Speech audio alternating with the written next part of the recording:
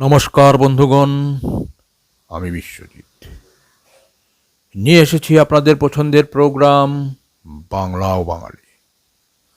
বন্ধুগণ, আজ আমি যশরাজ ব্যানারের উৎপত্তির সম্বন্ধে কিছু কথা বলব। আপনারা তো সবাই জানেন আজকালকের হিন্দি ছবির সবথেকে বড় হাউস যেটা হলো গিয়ে প্রোডাকশন হাউস, সেটা হলো গিয়ে যশরাজ হাউস, যশরাজ ব্যানার। এবং আমরা জানি যশরাজ ব্যানারের স্বত্বাধিকার হলেন আদিত্য চোপড়া, যিনি যশ চোপড়ার ছেলে। আমরা যশরাজ ব্যানারের অনেক সুপার ডুপার হিট দেখতে পেয়েছি, যেমন ধরেন দিলওয়ালে দুলহনিয়া লে যায়েঙ্গে, তারপর ধরেন মোহাব্বতে, তারপর ধরেন ধুম সিরিজ, ধুম 2 বা ধুম 3, এগুলো সিনেমা দেখেছি।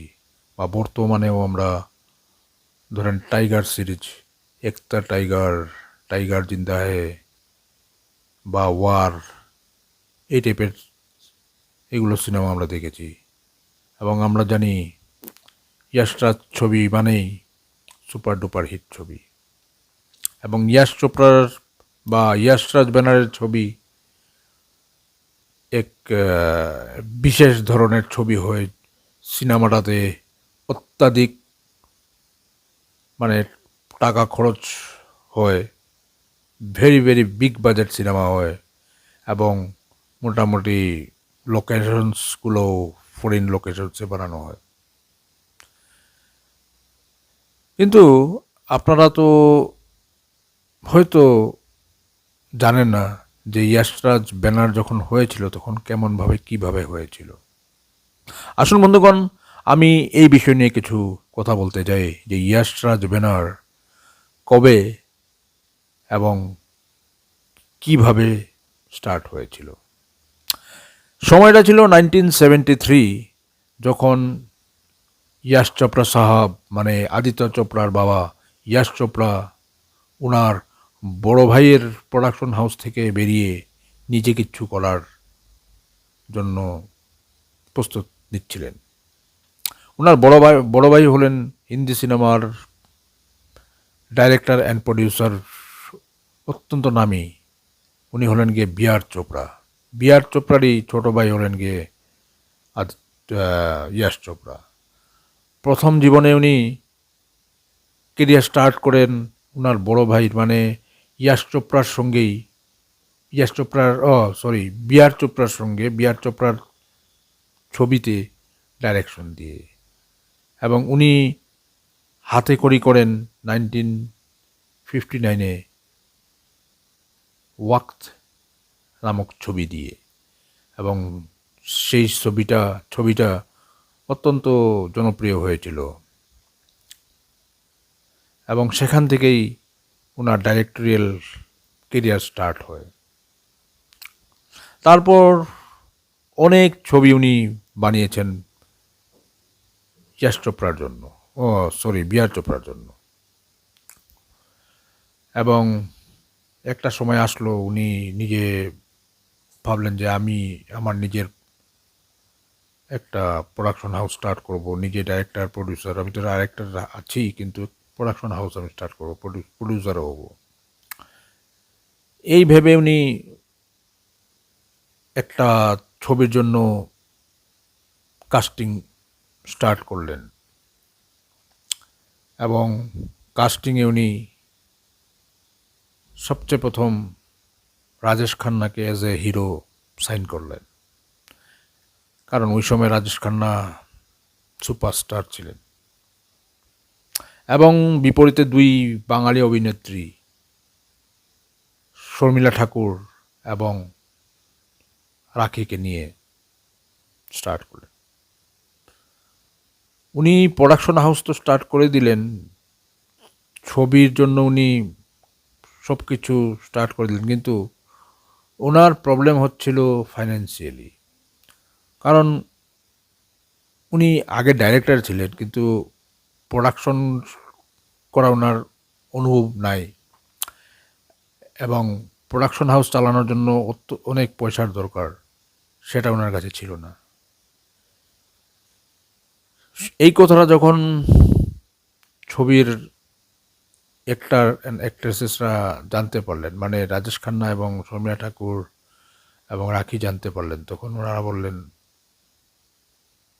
আপনি যা মর্জি আমাদেরকে ফিস দিবেন, আমরা সেটাই মেনে নেব, আমাদের কোনো ডিমান্ড নেই, লাগলে আমাদের তরফ থেকে আপনাকে কিছু ফাইন্যান্সিয়ালি সাপোর্টও করতে পারি। যেমন রাখি বলেছিলেন যে আমার কাছে কিছু এক্সট্রা টাকা আছে, আপনি আপনার সিনেমাতে এই টাকাটা ইউজ করতে পারেন। রাজেশ খান্নার তখন সময়টা একটু খারাপ যাচ্ছিল, ওনার রিসেন্টলি মানে ওই সময়ে কিছু সিনেমা খুব ভালো চলেনি, তার জন্য উনারও একটা সুপারহিট সিনেমার প্রয়োজন ছিল। এবং উনি জানেন ইয়াশ চোপড়া কত বড় ডাইরেক্টর, এবং ইয়াশ চোপড়া যদি কোনো সিনেমা বানায় সেটা সুপার ডুপার হিট হওয়ার চান্সেস অত্যন্ত বেশি। সেই ভেবে উনি রাজেশ খান্না ইয়াশ চোপড়ার কাছ থেকে পয়সা না নিয়ে বরঞ্চ উনাকে পয়সা দিয়ে হেল্প করার জন্য ট্রাই করলেন, কারণ উনার একটা বিগ সুপারহিটের দরকার ছিল, এবং সেটাই উনি করলেন। রাজেশ খান্না ইয়াশ চোপড়াকে পয়সা দিয়ে ফাইন্যান্সিয়ালি সাপোর্ট করলেন। এবং ছবির যে লিরিসিস্ট ছিলেন শাহির লুধিয়ানবি, উনিও বললেন যে আমি তোমার ছবির সব গান আমি লিখব, আর আমাকে তোমার পয়সা বর্তমান দেওয়ার দরকার নেই, তুমি যখন তোমার যদি সিনেমাটা সুপার হিট হয় বা হিট হয় তাহলে আমাকে দিও, আদারওয়াইজ আমার পয়সাটা আমার লাগে না, তোমাকে আমি হেল্প করার জন্য তোমার ছবির গানগুলো আমি লিখব। তো এইভাবে শুরু হয়, ওনারা ফাইন্যান্সিয়ালি সাপোর্ট করেন এবং মেন্টালি সাপোর্ট করার জন্য ইয়াশ চোপড়া আগ বাড়তে থাকেন। এবং ইন দ্য মিন টাইম ওনার গুলশন রায় এর সঙ্গে মানে সামনা হয়, কারণ গুলশন রায় অলরেডি বিআর চোপড়ার ব্যানারের জন্য মানে কাজ করতেন, এর জন্য ওনার সঙ্গে ভালো রিলেশন ছিল, এবং গুলশন রায় অলরেডি প্রডিউসার ছিলেন, এর আগে একটা দুটো সিনেমা উনি বানিয়েছিলেন গুলশন রায়। তো গুলশন রায়ের সঙ্গে ওনার যখন কথা হয়, তখন গুলশন রায় বললেন, তুমি ডাইরেকশন তুমি করে যাও, ছবি বানানোর বাকি দায়িত্ব আমার উপরে ছেড়ে দাও, আমি তোমার সব কিছু করব, খালি তুমি ডাইরেকশন করতে যাও, বাকি সিনেমাটা কেমন চালাতে হয় কী করতে হয় সব আমার উপরে দায়িত্ব দেব। এবং সাথে সাথে উনি 2 লাখ টাকার একটা চেকও ওনাকে দিয়ে দিলেন, এবং এইভাবে গুলশন রায় ওই সিনেমার ফাইন্যান্সার হয়ে যান। এবং একই সঙ্গে গুলশন রায় ইয়াশ চোপড়াকে নিজের আনেওয়ালা সিনেমা জোশিলার জন্য সাইন করিয়ে নেন। জোশিলাটা ছিল দেবানন্দের ছবি, দেবানন্দ এবং হেমা মালিনীর ছবি। এই ছবিটার জন্য ওনাকে এজ এ ডাইরেক্টর সাইন করিয়ে নেন।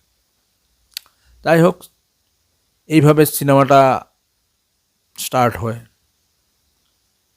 ছবির মিউজিক ডিরেক্টর ছিলেন লক্ষ্মীকান্ত প্যারেলাল, দুর্দান্ত গান উনি এই সিনেমার জন্য বানিয়েছিলেন। সিঙ্গাররাও অনেক ভালো ভালো গান, যেমন কিশোর কুমার, লতা মঙ্গেশকর, আশা ভোসলে, ওনারা অনেক ভালো ভালো গান এই সিনেমাতে গেয়েছেন। এবং এই সিনেমাটা ফার্স্ট সিনেমা। আজকাল আমরা অনেক পাঞ্জাবি গানের টিউন পায়, পাঞ্জাবি গানের উপরে সিনেমাগুলো, মানে গান হয় সিনেমা বা অ্যালবামের গানগুলো পাঞ্জাবি ফোক সঙের উপরে বা পাঞ্জাবির গানের উপরে অনেক সিনেমা বানায়। কিন্তু এই সিনেমাই ফার্স্ট সিনেমা যেটাতে পাঞ্জাবি ফোক সং ইউজ করা হয়েছিল, এবং গানটাও সুপার ডুপার হিট ছিল, যেটা লতা মঙ্গেশকর গিয়েছিলেন। গানটা লাইনটা আমি একটু বলতে চাই। গানটা হলো এরকম ছিল, মেনু ইয়ার মানা নানি চাহে লোক বলিয়া বলে, এই টাইপের গানটা ছিল। এটাই ফার্স্ট হিন্দি সিনেমাতে পাঞ্জাবি ফোক সং।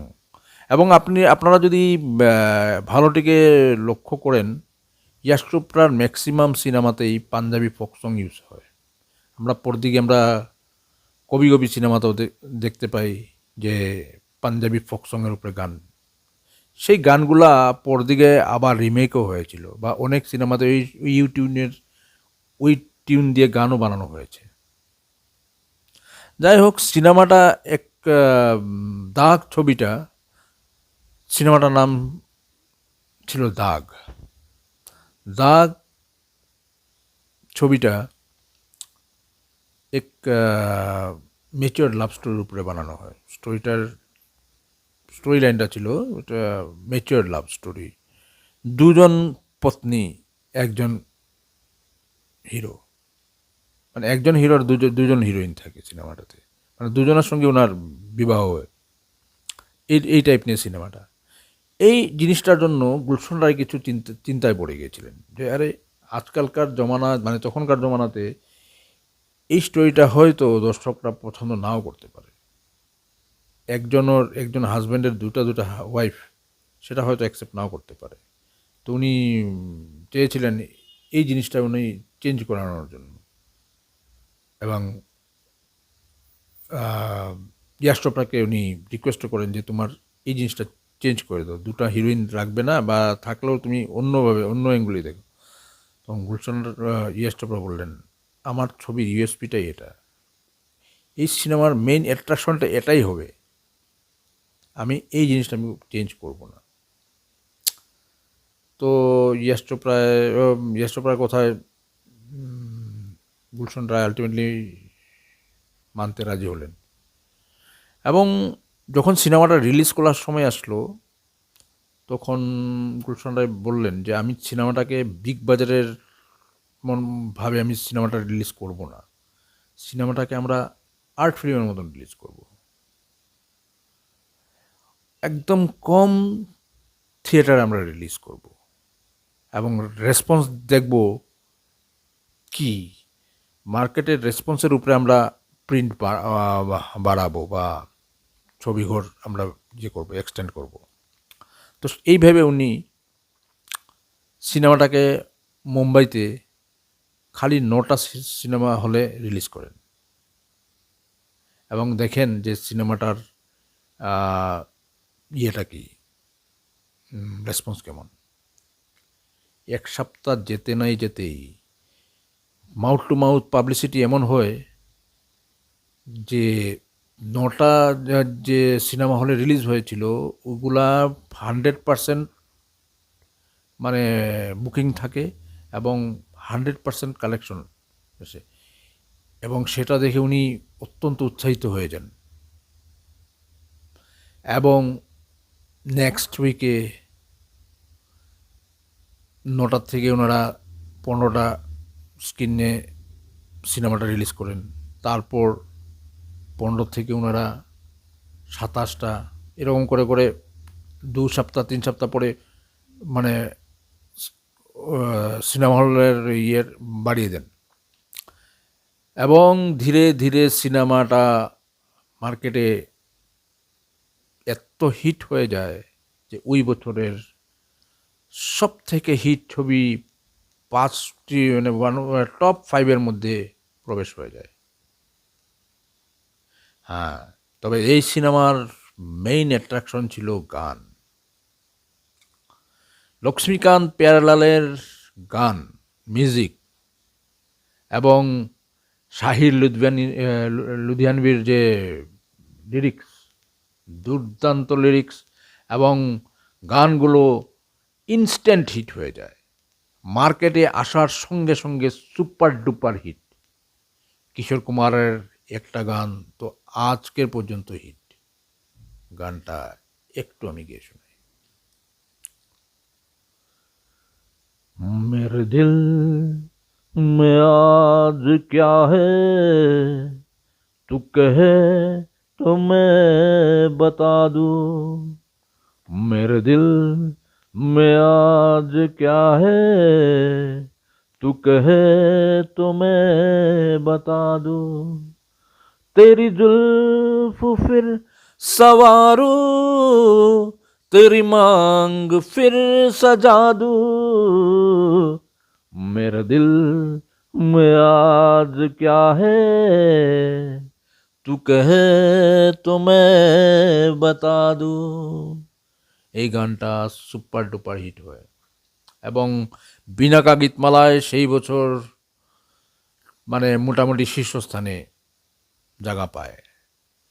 এবং আরও একটা কিশোর কুমার এবং লতা মঙ্গেশকরের গান ছিল, সেটা হলো গিয়ে এটা, আব চাহে রব রব রুঠে ইয়া মাথা মেনে মেনে তো হা কর দি, এই টাইপের কিছু গান ছিল।